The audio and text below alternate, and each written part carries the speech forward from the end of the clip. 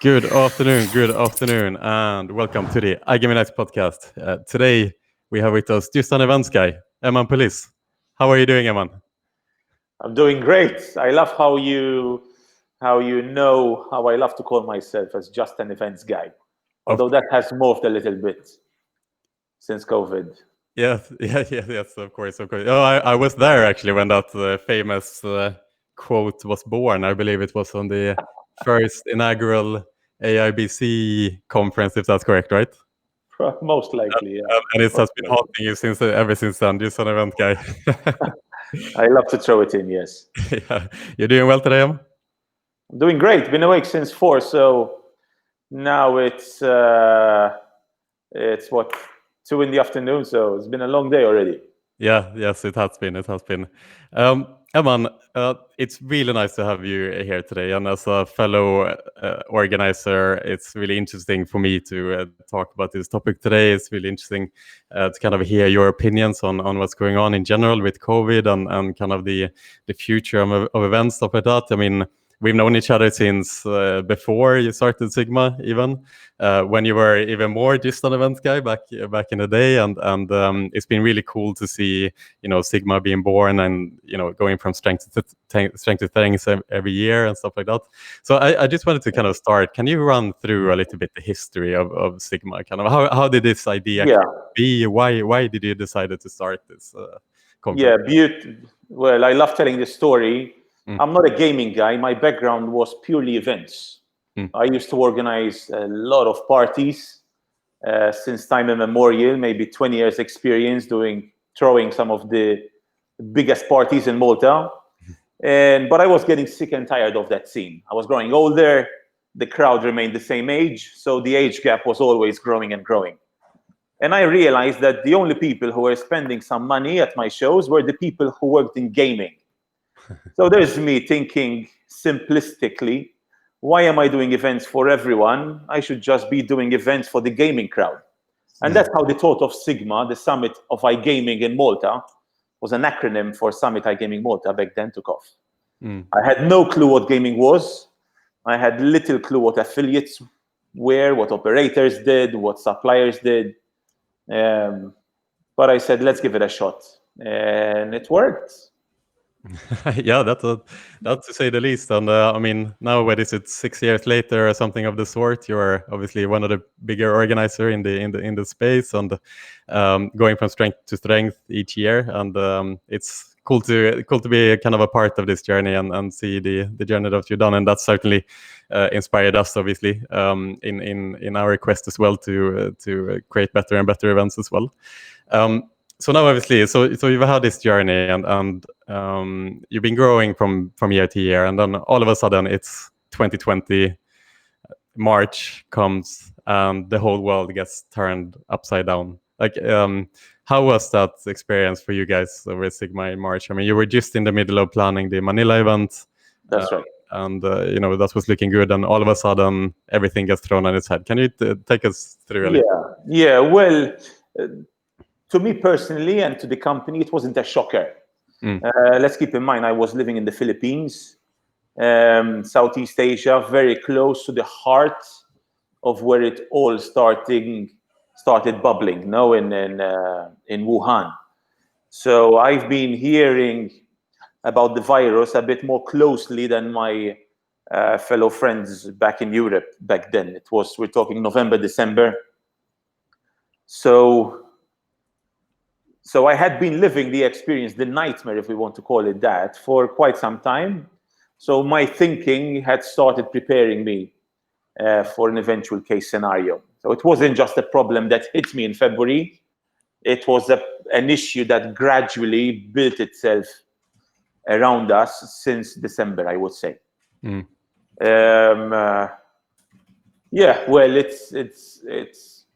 it's every event organizer's worst nightmare, no?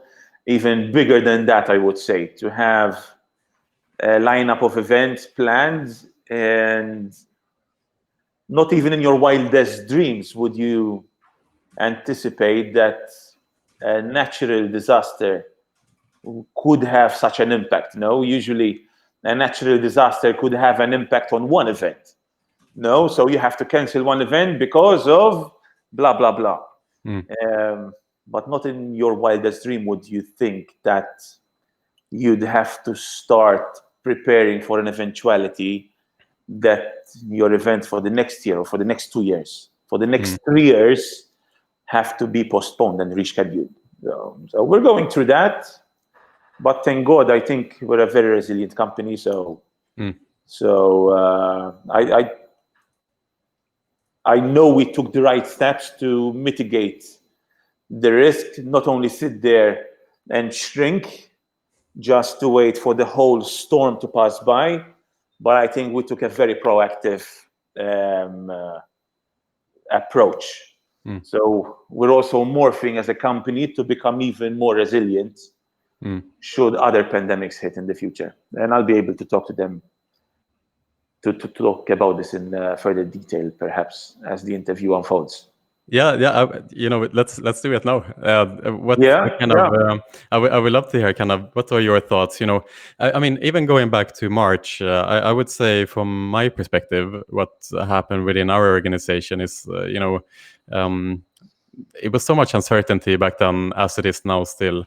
But when everything went down, and it was almost from one day to the other where the whole world was turned upside down, everyone started working from home and these things. But the feeling was very much back then that it would be over in 2 months, and we saw that on the conference side. For example, SPC postponed their Malta event, which was planned to take place in end of March. It was postponed till June, and when they postponed that to June, the general feeling was that, okay, June, everything will be fine by then. And naturally, as things progressed, we are now in September, and there is still no kind of end in sight, and we still don't know how this will pan out, so to say. So how, like, when this happened in March, kind of what was your thoughts? How long did you thought that this was going to go on for, or you have the same feeling, or how did you pivot? Back in March, I think nobody had a clue what was going on in terms of magnitude. No, not even governments themselves knew how to mitigate the situation. So we decided to assess the situation on an hourly basis, not even a daily basis. We were glued to the stats to see what's going on, to the news, to see how serious the virus is. And we were observing governments worldwide taking different measures. And we were summarizing our own conclusions based on all this intel that we were collecting. The closer the date of our big show in Asia came, the sooner we realized that we needed to take active measures in everyone's best interest, because safety issues were clearly an issue to keep in mind. So we decided to postpone our Asia show by 1 year, not even postpone it by a few months, but postpone it to the following year. And now we faced again the same issue with Malta. But with Malta, we decided not to push it by a year, but to push it by a few months and play again the waiting game to see what's going on. Yeah, exactly. And how do you feel for the February event at the moment? What's your response from partners, and what's your feeling in general? Because I know you mentioned at some point that we'll have to see what happens, basically. Exactly. We'll always take a decision well in advance. But look, there's so much at stake in the coming months, and I'll be honest with you. This is my gut feeling, but I wouldn't be surprised that some sort of good news comes out just before the US elections. So I'm looking forward to see what's going to happen there, where the stakes are incredibly high. And then hopefully things will start getting better from that date onwards, so from November onwards. Yeah, exactly. Yeah, it's a good point, actually, because the US election is... I mean, it feels like it's a defining moment for the entire world. Actually, are we going left or right? And there's so much at stake, like you're saying. And Trump is obviously pushing for the vaccine then to be kind of starting to be distributed before the election, which is only 2 months away. So yeah, what's exactly. happening. So I'm looking forward week after week to see the good news that is coming out related to a vaccine specifically. Yeah, exactly. But also, how is the world going to react if a vaccine doesn't come along? Are we going to remain living in this sort of environment for years to come? Are people going to adapt and start flying to an extent again? It's Yeah. That's another question right now, because I mean, we are in Malta now, Eman, obviously, and society is pretty much functioning like normal now. The only restrictions that we have, more or less, are on the event side, right? There are the large public gatherings that are, understandably not allowed at the moment, and the cases are going up. But it's not the same. There isn't much panic that you're seeing in society. We have kind of accepted to an extent that this is a part of our society. Do you get that feeling too? Yeah, look, people are craving a sense of normal, are craving the pre-COVID lifestyle, I would say. Now we understand the virus a bit better than we did back in March as well. So we know how serious it is, a bit better than before. I think people feared the virus a lot more before. Now we understand that it's mostly the vulnerable elderly who are at risk from COVID. So I think people are accepting that a bit better. I wouldn't say calculated risks, but probably before people were a lot more paranoid on going out, going grocery shopping, doing this, doing that. Now people with a bit of common sense, some basic form of protection, wearing a mask, washing your hands, avoiding useless contact like handshakes, which is not useless at all, but avoiding unnecessarily, Yeah. Yeah, it's true. So yeah, people are adapting to it for sure. So let's say, Eman, you were the Prime Minister of Malta, and or more so the Minister for Health. Kind of what do you think would be reasonable restrictions at this point, or no restrictions? The restrictions, I would say no. Restrictions are important still. I would be more inclined on allowing travel, get tested at the airport, even though there's this incubation period where you do not necessarily detect cases. But I would encourage the elderly, the vulnerable, to be a lot more cautious, actually. So I would probably open the gates a little bit more than we currently have them now. Yeah, that would be me. But obviously, I understand both sides of the game. Yeah, of course. I think on the event side of things, I mean, if you look at like concerts, parties, things along those lines, it's we always say it is two types of people that it's just impossible to keep at a social distancing. It is children and drunk people. Basically. They are always kind of congregate. So like the parties are not the easiest, obviously, to control. How do you keep socially distanced dance floor, for example? It's just not going to happen. And to this, government I believe the German government, for instance, distinguishes between parties and exhibitions. They actually allow exhibitions to take place because a form of discipline, social distancing, is possible in the way you devise corridors, one-way traffic, how many people can gather on a booth. So you could actually control what goes on in an expo much more easily than a party.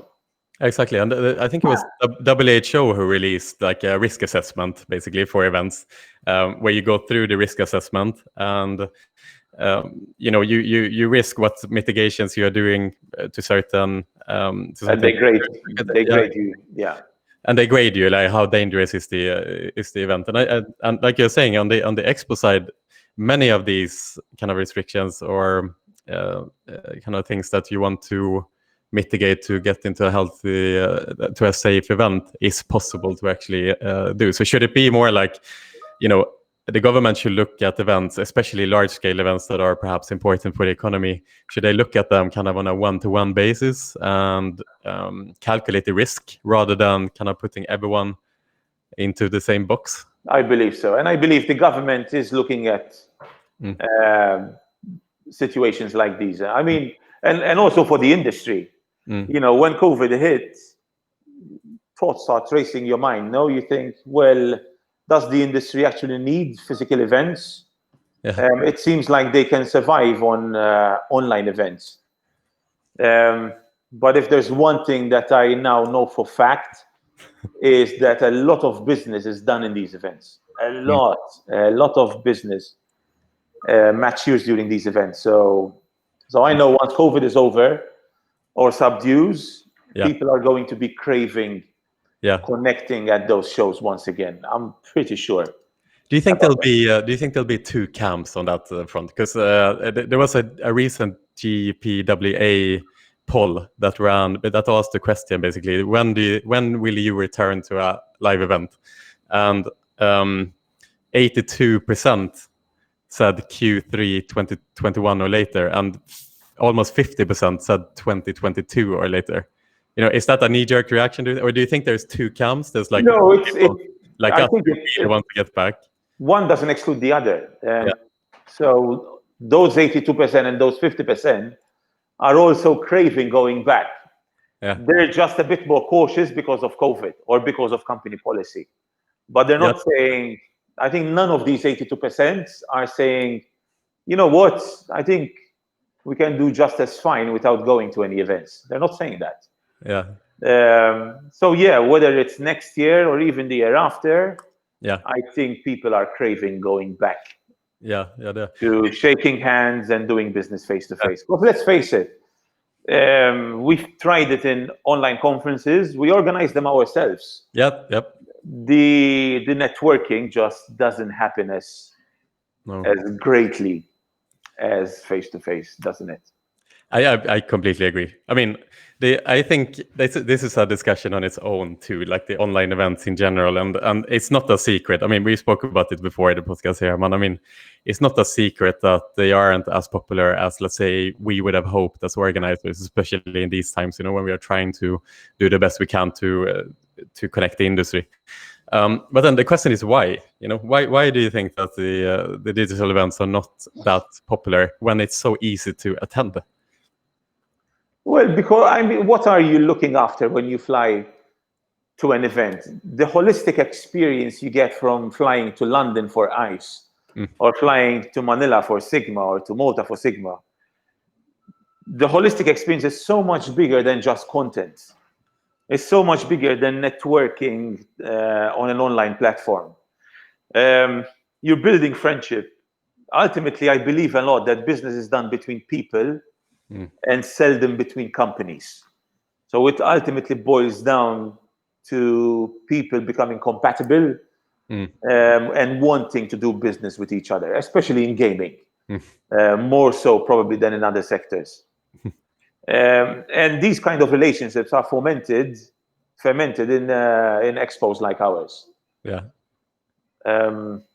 So that experience, being able to sit down, have a beer with a colleague or with a future client, you just can't have it from the comfort of your own home through a laptop.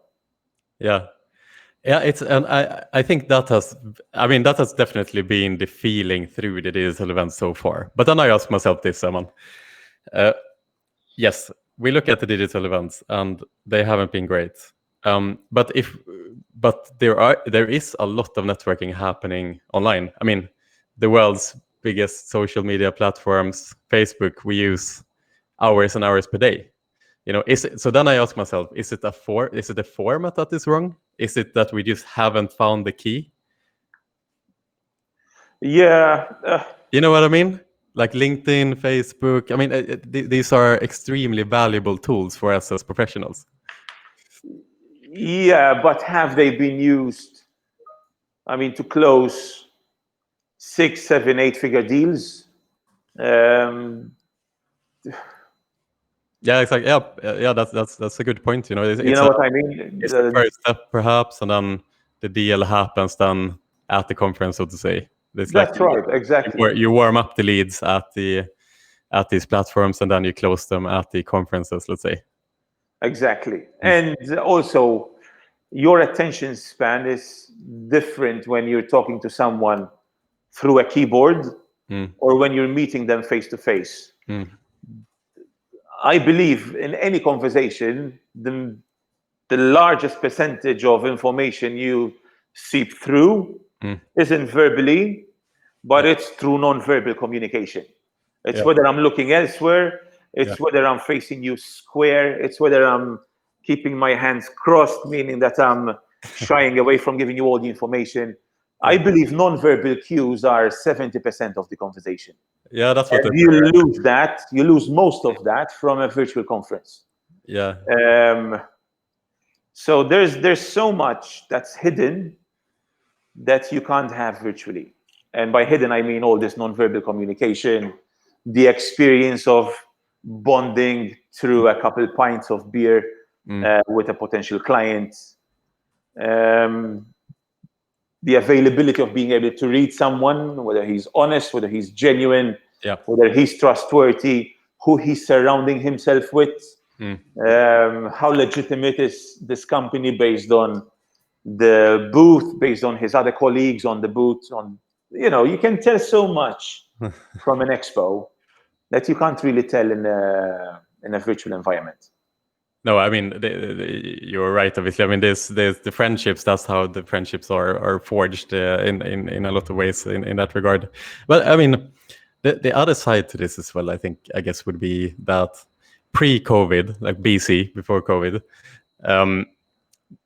having a Zoom call was kind of seen as like, you're not important enough, therefore we only do a Zoom call. I don't have time to go to a meeting with you, therefore we do a Zoom call, kind of thing.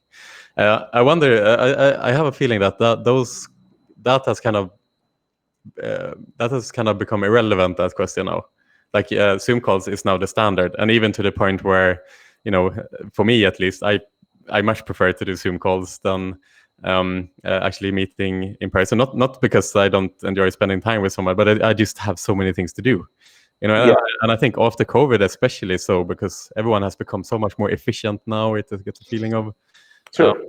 So that's another question. I mean, so that leads then to the bigger question, which is, I completely agree with you that I think that there is a large part of people who prefer to do deals and to meet at the physical conferences. But I also think that from a company perspective, they might start looking at their costs and ask themselves tough questions. Do we need to spend as much money as we did before, perhaps? And so the question is like, do you think that iGaming events will ever be the same again? Is that just a matter of time, even if it takes 2 years, 3 years, 4 years, or will we have to adapt to? I hate this phrase so much, but like the new normal. Yeah. I shouldn't be saying it, but I'm sorry. Yeah. Look, I think Zoom is amazing, and thank God for COVID, because the world has woken up to the need to embrace technology a bit better. Yeah. No, we actually have the technology, but we don't use it efficiently enough. I agree wholeheartedly with that. And I believe Zoom is needed to replace having to take a flight just for one business meeting with the board. So for reasons like that, I have to travel because I have one meeting I need to take once a month. Yes, Zoom is absolutely necessary. When it comes to events, you don't fly to meet one person. You don't fly to meet 10 persons. You fly because you line up 30, 40 strong meetings, plus you're opening up to the possibility of meeting another 20, 30 possible warm leads. So I would say conferences are the most economical means to do face-to-face business, which will never die out, in my opinion. So if you tell me if it's going to change, if people will stop going to conferences and instead take those meetings on Zoom, I'd say it's very unlikely. But if it comes to just one random meeting here and there where you have to either take a 2-hour drive or a whole day of flying, I think that's easily replaceable with a Zoom call, yes. Mm-hmm. Do you understand the difference I'm trying to make? Yeah, absolutely. And I mean, we all know that, all professionals, that obviously, before a conference like SiGMA or before a conference like ICE, the key to success is to be able to set these pre-booked meetings, to do the work before the conference, and to have 40 meetings lined up that you'd never be able to do on the ground. That is the power of these congregations of people being able to do that. It's what also makes the industry, interesting to work in. It's not just a matter of meeting new clients. I also want to meet my existing clients. Do I stay flying to different destinations to at least meet my client once a year? So do I have to fly 50 times to meet 50 clients? Or do I agree with them? Listen, let's meet in London at ICE. Let's meet in Malta at SiGMA. This is also why big events are very, very helpful, because they're a melting pot for people to touch base, not only because they've never touched base before, but because they want to touch base after doing business for a couple of years together. I hardly believe that will die out as well. No, for sure. So then comes a little bit like the elephant in the room for us conference organizers looking into 2021, which is the fact that the calendar is absolutely smack full with different events happening left, right, and center, planned on a bigger scale and so forth. Do you think that it will kind of be a little bit of a massacre in the event side of things, that like kind of the stronger events will obviously continue to do well, but do you think that there will be a lot of events that will have to really kind of look themselves in the mirror? Interesting question. And I'll tell you why I believe some events will have to make way. Until 5 years ago, 7 years ago, I think you'll agree with me that we always thought of Europe as the gaming market. So when an operator operates, they're targeting Scandinavia, they're targeting UK market, they're targeting German markets, German-speaking markets. Now, those same operators, they're targeting all those markets. Then they're targeting LATAM, they're targeting Japan, they're targeting Southeast Asia, they're targeting India.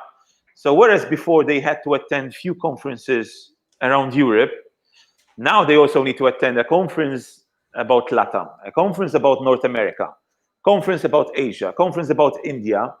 So how the hell am I going to fit all my previous events with this new list of events that I need to start attending? So based on that thinking, even us as a company, we morphed a bit outside of Europe as well. So we didn't want to build more shows in Europe because there's already more than enough, if you ask me. But I think there's a need for properly done events across Latin America, across Asia. So there, I believe there's still a market. Yeah, exactly. And it's amongst the bigger conference producers now, ICE, SiGMA, SPC, that is the trend that we are seeing, right? That we are expanding into other continents as well. So I know that you guys are planning the same thing, right? Like, what's your plans now for 2021 and beyond? Yeah, look, thanks to COVID, we had ample time not to execute, but to build. I don't know if I can explain the difference between the two. Whereas before we were bogged down with, deadlines. Oh my God, the show is coming. We need to do this. We need to do that. Now it's more about building new stuff. So thanks to COVID, we now have SiGMA Africa, SiGMA Americas. We also morphed into a media company. So I have to part way with calling myself just an events guy, but we're also a media company that has reporters across the globe. So we're trying to cover news worldwide. Let's say I'm an operator based here, and I'm looking at opening into new markets. I want us to become a reference point where you can get all the information you need under one website. We've morphed into a media company, not only in terms of content worldwide, but also in the way it is understood. So one piece of content is available in 6 languages. And that I can tell you, it's a logistical nightmare. To collect the news, then make sure it's available in 6 languages, and regurgitate on your website. Oof.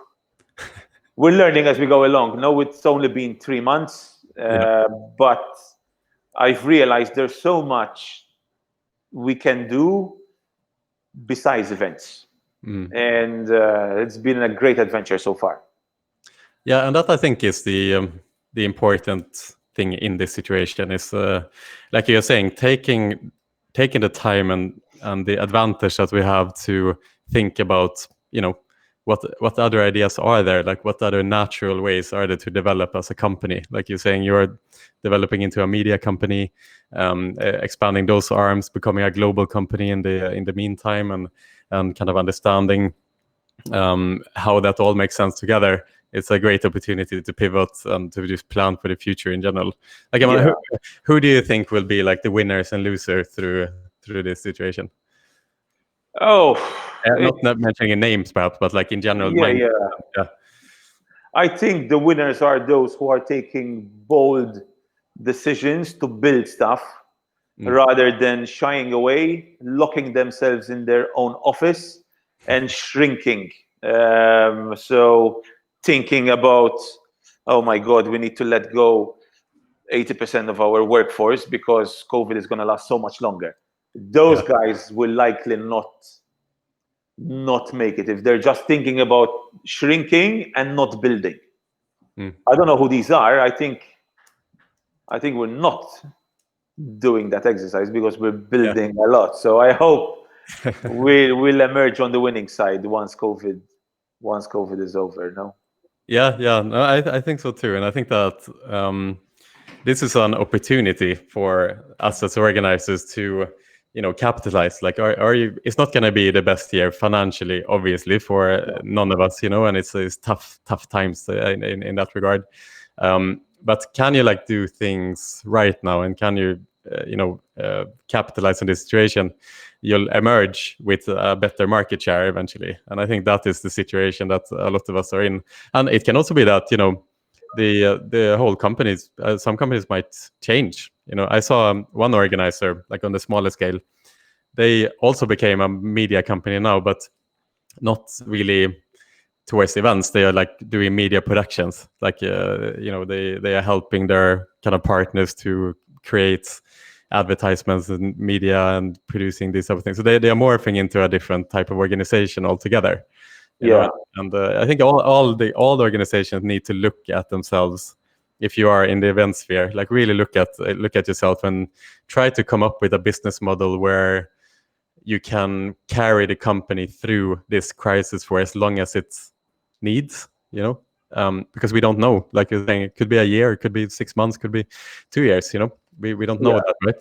And coming up with these ideas where you can sustain your business, I think that's the most important thing. And then, like you're saying, to try to grow at the same time, but also be mindful of that it might take time. Absolutely. Yeah. In fact, funnily enough, the workforce working with our squad, we've never been a bigger team than as of lately. So rather than firing people and panicking, we're building. As I told you, from an events company of having Malta and Manila, now we have Malta, Manila, Sao Paulo, and Cape Town. So from 2 shows, 4 shows. We also have the media. Something else that's interesting that we would love to build. I think there's probably a mini scoop for you, Pierre. Okay. A SiGMA college. Between us. A SiGMA college is something we would love to build eventually. Okay. And we're working on creating just some basic modules that we can offer to third world nationals where we're operating in. So we're in Sao Paulo, we're in the Philippines, in Manila, we're in Ghana, we're in Kenya, we're in South Africa. I would love to see a course that certifies individuals out there on a number of skills related to online gaming. Why? We have gaming companies who are expanding into those territories. We want to be able to have a workforce in those territories that can be fed into the gaming niche as a vertical. So we're working also on that by building a number of basic courses. That's very cool. So kind of like e-learning type All, college. all automated, free to Yeah. enroll, but you have to take all the courses, so you can't skip classes. And then at the end, the certification comes to you and it's stored on the blockchain. So we make sure that nothing is being tampered with.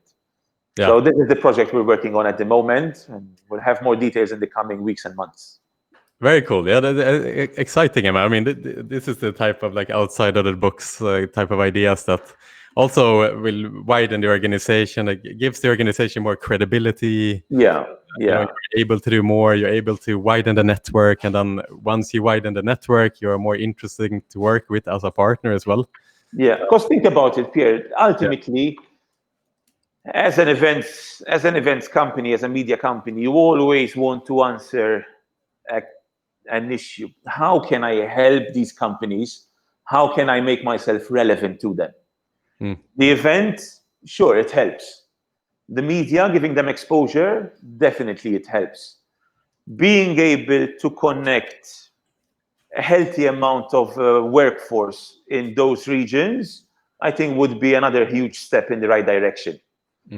So whatever we can do to be of service, whether it's with events, whether it's with media, whether it's with the college, whether it's through the foundation, we're doing a lot of work through the foundation. Yeah. We want to be there at the forefront. Yeah, very cool. I'm excited to hear this, man, and thanks for sharing it before it's You're the launched. first to know publicly. Yeah, there we go. What a compliment. Thank you. Exciting. So, so before we kind of close things off today, I could really talk for hours with you, man. It's really exciting, and I'd love to follow up on you in a couple of months and see where we are at that time, if you don't mind. But I'd like to close off today with a question that we talked about in a panel a couple of weeks ago. So we hosted Shauna O'Donnell of Better Collective and Leanne Johnstone of Affiliate Insider of a discussion as well of what their thoughts on events were in general. And one of the things they mentioned is they think that it's time now for organizers in general to work more together, more cooperations and so forth. Do you think it's time for the kind of competitors, the classic competitors, to work more together? And if so, how would you see that working? I couldn't agree more with Shona and Leanne, both of whom are very good friends of mine. And we talk on a regular basis. We're actually working with Leanne on some projects. Cool. And Shona is now with Better Collective, ex-Clarion, ex-ITB. So I use this opportunity to send my warm regards to both of them. Yes, I couldn't agree more. And in fact, I think if one looks back, I think what Clarion and us had done was quite remarkable. Kudos to them, kudos to an extent to my team. But the show in Asia wasn't organized by SiGMA. The show in Asia wasn't organized by Clarion. It was a collaboration between the two of us. So SiGMA and Clarion, so SiGMA and ICE were taking place within the same venue on the same dates. So I think that's probably the strongest message that we could give to the industry, that listen, yes, we are listening. We know there's so much going on out there, and why compete when we can cooperate on a number of events? So yes, we've done it in the past, and I would love to do much more on that with Clarion, with others in different regions. We are talking also to other event organizers, this time not on the east side, but on the west side. And hopefully you'll see other cooperations being announced in the coming weeks and months as well. I think it's never enough. I'd love to see a lobby group, perhaps, or a forum where event organizers can come together in a bit more structured way. So the best interest of small organizers, the best interest of bigger organizers is discussed a bit more freely. Because I do believe sometimes there's a lot of misunderstandings. And based on misunderstandings, irrational decisions can take place. So a fora like this would help prevent any such situations. No, so yeah, absolutely agree with them both. And there's never too much cooperation. Yeah, true. Yeah, it's a good point on the industry organization type of thing, because in the between the iGaming operators and suppliers, there's a lot of industry organizations and lobbies groups. Each country has its own, pretty much now in Europe, and even in other continents as well. And why not, us organizers, gathering around the table to discuss the future together as well, for the benefit of everyone. I think that's beautiful, to be honest. Yeah. I think that's funny. So to close this on, let's close on a positive note today, Eman. What are the silver linings in this situation? Silver lining of COVID, you mean? Yeah. Yes. I think we discussed a lot of that. I think COVID gave us a long time to think inwardly, see the direction in which the company is heading, and realign ourselves to be able to offer a better product, a better service post-COVID. So I think that is the number one lesson that we've learned. Also, you realize, what we were doing isn't, sometimes we get bogged down so much into what we're doing, like with blinkers, just running straight ahead, no? But you get to sit down a little bit, breathe a little bit, and you understand that life is so much more than just doing events 24 hours a day, no? So it gave me a long time to reflect on that myself. Yeah. To appreciate family, appreciate my daughter even more. So all in all, I think I'm very upbeat about the whole situation. Yeah. To be honest with you, I think it's a good way of summarizing things. Maybe there should be a month lockdown every year, just to get perspective on life and on things in general. Yeah. Instead of a holiday, we take lockdowns. Forced lockdown, yes. Eman, thank you so much for doing this today. It's really cool that you come on board here through the iGaming podcast. It's super cool. I hope we brought some clarity and some value to the listeners today, and on kind of from our perspective, how we see how things move along. So thank you for that, Eman. Do you want to close things off with any words? No, I look forward. First, we were talking about cooperation. I look forward to one of ours, Pierre. Maybe we'll announce something together in the coming months or years. Yeah. So other than that, I just augur everyone to remain positive, and hopefully I'll be able to see you all and welcome you to one of our shows with arms wide open.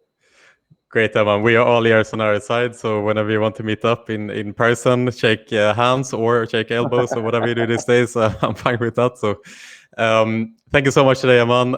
Thank you to the sponsors as well, Pragmatic Solutions, for supporting this podcast, being able to do what we do. Really appreciate that. And to everyone else, have a beautiful day. Thank you so much.